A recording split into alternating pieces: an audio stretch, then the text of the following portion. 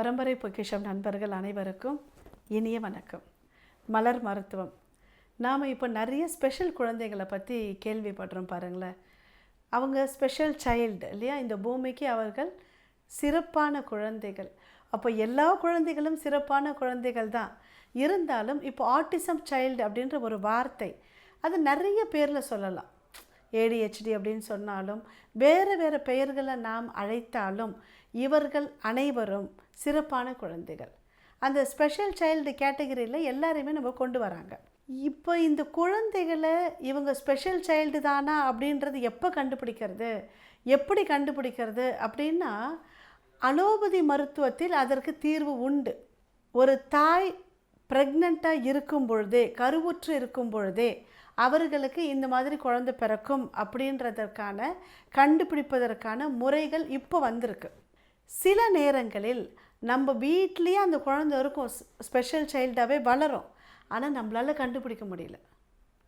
நாம் என்ன நினைப்போம், நாம் கொடுக்கக்கூடிய அதிகப்படியான செல்லம் தான் இந்த குழந்தை வாய் திறக்காமல் இருக்குது, பேசாமல் இருக்குது, அடம் பிடிக்குது அப்படின்னு நினைக்கிறோம். இப்போ இந்த குழந்தைகளுடைய பெற்றோர்களை பார்க்கும் பொழுது எனக்கு தெரியலங்க, நான் கண்டுபிடிக்கும் போதே 6 வயசு ஆயிடுச்சு, 7 வயசு ஆயிடுச்சு. சிலர் 12, 13 வயசில் தான் அவர்களுடைய குழந்தை ஸ்பெஷல் சைல்டு அப்படின்னே கண்டுபிடிக்கிறாங்க. இதை எப்படி கண்டுபிடிக்கிறது அப்படின்றது மீண்டும் இது நாம் குழந்தைகளை, ஒவ்வொரு குழந்தையையும் உன்னிப்பாக கவனித்தால் மட்டுமே முடியும். இது பழைய காலத்தில் ஒரு கூட்டு குடும்பமாக நம்ம வளர்ந்தோம். அப்போ வீட்டில் தாத்தா பாட்டி எல்லாரும் இருப்பாங்க. என்ன இவனுடைய செயல் வித்தியாசமாக இருக்குது, இல்லை இந்த வயசுக்கு உண்டான மன வளர்ச்சியோ உடல் வளர்ச்சியோ இல்லையே அப்படின்னா ஈஸியாக கண்டுபிடிச்சிருவாங்க. இப்போ நாம் எல்லாருமே ஒரு தனி குடித்தனம் வீட்டில் இருக்கோம். நமக்கு அறிவுரை சொல்கிறதுக்கோ சரியான முறையில் வழிகாட்டுவதற்கோ நம்மளுக்கு ஆட்கள் இல்லை. எல்லாத்தையும் விட பாருங்களேன், நமக்கே நேரம் இல்லை. ஏன்னா பெற்றோர்கள் 2 பேரும் வேலைக்கு போகிறாங்க. ஏன்னா நம்முடைய வாழ்வு இப்போ அந்த மாதிரி ஆயிடுச்சு. 2 பேர் சம்பாதிச்சாதான் வாழ முடியுன்ற வாழ்க்கை நம்ம வாழ்ந்துட்டுருக்கிறதுனால அவர்கள் குழந்தைகள் மேலே காமிக்கக்கூடிய அக்கறையும் அவங்க கொடுக்கக்கூடிய நேரமும் குறைஞ்சிருச்சு. அக்கறை குறைஞ்சிருச்சு அப்படின்னா எந்த பெற்றோருக்கும் குழந்தைகள் மேலே அக்கறை குறையாது, கூட தான் செய்யும். சில நேரங்கள் அவங்க செய்கிறத நாம் முழு கவனம் கொண்டு கவனிக்கிறதில்ல. ஏதோ அவங்க கோபத்தில் பண்ணுறாங்க, அடமாக பண்ணுறாங்க, திமிரில் விசிறி அடிக்கிறாங்க அப்படின்னு நினைக்கிறோம்.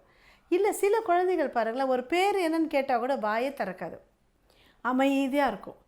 10 தடவை 20 தடவை பேர் என்னன்னு கேட்டாலும் சொல்லாத குழந்தை, அதுக்கு ஏதாவது ஒரு தேவை இருக்குது, தண்ணி வேணும், ஐஸ்கிரீம் வேணும் அப்படின்னா அதை மட்டும் கேட்கும். உடனே அம்மா அப்பாவுக்கு எப்படி தோணும், இவ்வளவு நேரம் நான் வாய் திறந்து கேட்குறேன், நீ சொல்ல மாட்டேங்கிற, ஆனால் உன்னுடைய தேவைக்கே நீ பதில் பேசுகிற அப்படின்னு சொல்லி மருத்துவர்களை போய் பார்ப்பாங்க கடைசியாக. அப்போ தான் தெரியும் இவங்க ஸ்பெஷல் சைல்டு, அவர்களுடைய தேவையை மட்டும்தான் அவர்களால் சொல்ல முடியும் அப்படின்னு நினைப்பாங்க. இப்போ இந்த ஸ்பெஷல் சைல்டை நாம் எப்போ கண்டுபிடிக்கிறது, எப்படி கண்டுபிடிக்கிறது அப்படின்னா, நாம் குழந்தைகள் கூட அதிக நேரம் செலவு செய்கிறோன்னு வச்சுக்கோங்களேன். இல்லை 2 குழந்தை இருக்குது, முதல் குழந்தை ஒரு மாதம் 1 வருஷத்தில் 1.5 வருஷத்தில் நல்லா பேசுச்சு, நடந்துச்சு. அப்போ இந்த குழந்தை 3 வயசு ஆகியும் சரளமாக பேச முடியல, தேவையை கூட சொல்ல முடியல அப்படின்னா அப்போ ஏதோ ஒன்று அங்கே குறையுது நம்ம கண்டுபிடிக்கிறோம். ஆனால் நாம் என்ன நினச்சிட்றோம், எல்லாரும் கொஞ்சறதுனால செல்லம் கொடுக்கறதுனால பேச மாட்டேங்கிறாங்க அப்படின்னு நினைக்கிறோம். இன்னொன்று, அவர்களுடைய வேலையை அவர்களே செய்யணும்.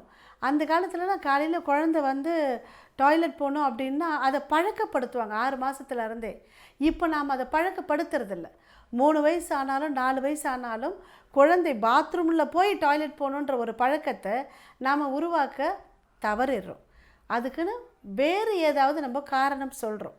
அப்போ இந்த மாதிரி தன்னுடைய வேலையை குழந்தை வாய் திறந்து கூட இல்லை, ஏதாவது ஒரு உடல் அசைவன் மூலமாக கூட சொல்லலை, ஆனால் சொல்வதற்கான வயசு ஆயிடுச்சு, 2 வயசு ஆயிடுச்சு, 3 வயசு ஆயிடுச்சு அப்படின்னா அப்போ நம்மளுடைய கவனம் அந்த குழந்தையின் பக்கம் திரும்ப வேண்டும் அப்படின்னு நம்ம தெரிஞ்சுக்கணும். இப்போ ஆட்டிசம் குழந்தைகளை உடனடியாக சரி செய்ய முடியுமா அப்படின்னா கொஞ்சம் சிரமம் தாங்க. ஆட்டிசம் குழந்தைகளை ஓரளவுக்கு அவர்கள் வேலையை அவர்களாக செய்கிற அளவுக்கு தான் முயற்சி செய்ய முடியுமே தவிர அவர்கள் முழுவதுமாக குணமாகிறதுன்றது இறைவன் கையில் தான் இருக்குது.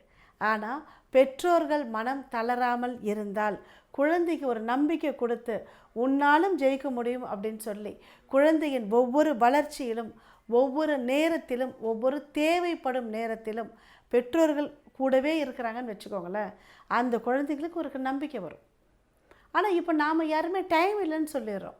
நான் காலையில் வேலைக்கு போகிறேன், நைட்டு வரேன், நான் எங்கே இப்படி உட்காந்து பேசுறது, அதனால தான் நான் ஒரு மெய்டு வச்சுருக்கேன் அப்படின்னு சொன்னால், என்ன தான் நம்ம வேலைக்கு ஒரு ஆள் வச்சு பார்த்தாலும் பெற்றவர்கள் பார்க்குற மாதிரி வராது இல்லைங்களா? அப்போ இந்த குழந்தைகளை ஒரு 5 வயசு வரைக்கும் நாம் பார்க்க வேண்டிய கடமை இருக்குது பெற்றோர்களுக்கு.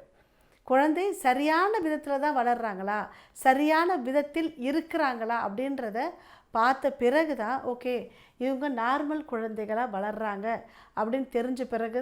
அந்த காலத்தில் நம்ம இருக்கோங்க. இப்போ நாம் நிறைய ஸ்பெஷல் சைல்டை பார்த்துட்டே இருக்கோம், நம்ம கண்ணு முன்னாலே நம்ம குடும்பத்திலே இருக்கிறாங்க.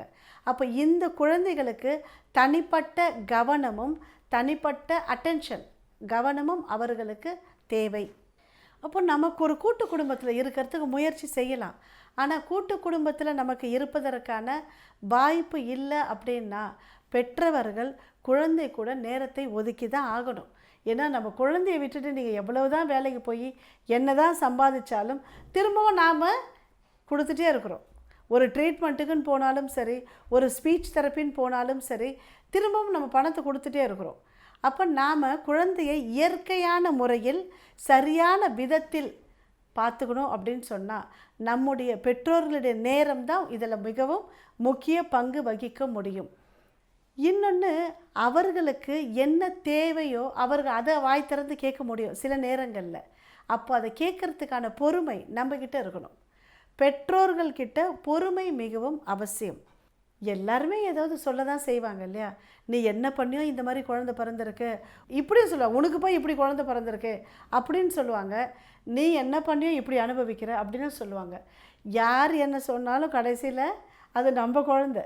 அதை நம்ம மனசுக்கு எடுத்துக்காமல் இந்த குழந்தையும் இறைவனால் இந்த உலகத்துக்கு கொடுக்கப்பட்ட குழந்தை அப்படின்னு நினச்சி பெற்றோர்களுக்கு அந்த குழந்தையை வளர்ப்பதில் தனி பங்கு இருக்குது அப்படின்னு நினச்சி வளர்க்குறது தான் முறையாக இருக்கும்.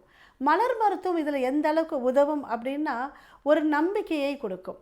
பெற்றோர்களுக்கும் சரி, இந்த ஸ்பெஷல் குழந்தைகளுக்கும் அவர்களுடைய வேலையை அவர்களாகவே செய்வதற்கு, அவங்களுக்குள்ள ஒரு நம்பிக்கையை தருவதற்கு மலர் மருத்துவம் உதவிட்டு தாங்க இருக்குது. நம்ம எத்தனையோ முறைகள் இருக்கலாம், இது இயற்கை நமக்கு கொடுத்த கொடை. ஏன்னா மலர்கள் அப்படின்றது இயற்கை கொடுத்தது இல்லையா? ஒரு முறை ட்ரை பண்ணி பார்க்கலாம். நம்ம எவ்வளவோ செஞ்சுருக்கோம், ட்ரை பண்ணி பாருங்கள். நீங்கள் கொடுக்கக்கூடிய மருத்துவம் அதை தொடர்ந்து கொண்டே இதையும் சேர்த்து செய்யலாம். ரிசல்ட் வருவதற்கான வாய்ப்புகள் அதிகம் உண்டு. இவங்களுக்கு உடல்நிலை சார்ந்து சில பிரச்சனைகள் வருமானா வரும்.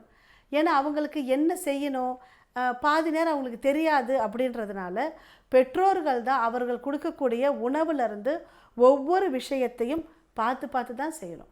அப்போ நம்மளுக்கு பொறுமையும் அவசியம், இறை அனுகிரகமும் அவசியம். அப்போ கடவுளை தான் நம்ம நம்பணும் இல்லையா? ஏன்னா இவங்க கடவுளால் இந்த உலகத்திற்கு அனுப்பப்பட்டவங்க. ஸ்பெஷல் சைல்டு எல்லாமே இறை ஆசீர்வாதம் பெற்ற குழந்தைகள். அதை நம்ம மனசில் வச்சுக்கிட்டு, நம்ம வீட்டு பக்கத்தில் அந்த மாதிரி ஒரு குழந்தை இருக்குது, நம்மளுக்கு பக்கத்து வீட்டில் ஒரு குடும்பத்தில் இந்த மாதிரி ஒரு ஸ்பெஷல் சைல்டை வச்சு ஒரு அம்மா அப்பா இருக்கிறாங்க அப்படின்னா நாம் அவர்களை பற்றி தவறான எந்த கருத்துக்களையும் கூறாமல் இருக்க வேண்டும். யோசிக்கணும், இதே குழந்தை நம்ம வீட்டில் பிறந்தால் என்ன பண்ணுறது? அப்போ இன்னொருத்தர் வீட்டில் இருக்குது அப்படின்றதுனால நம்ம எதையாவது பேசிடுறோம். அதே குழந்தை நம்ம வீட்டில் இருந்தால் நம்முடைய மனநிலை எப்படி இருக்கும் அப்படின்றத நினைத்து தேவையில்லாத வார்த்தைகளை சொல்லாமல் இருக்கிறதும் நமக்கு நல்லது. இந்த அற்புதமான வாய்ப்பை தந்துள்ள இயற்கைக்கும் மலர்களுக்கும் என்னுடைய அனைத்து குருமார்களுக்கும் நன்றிகள்.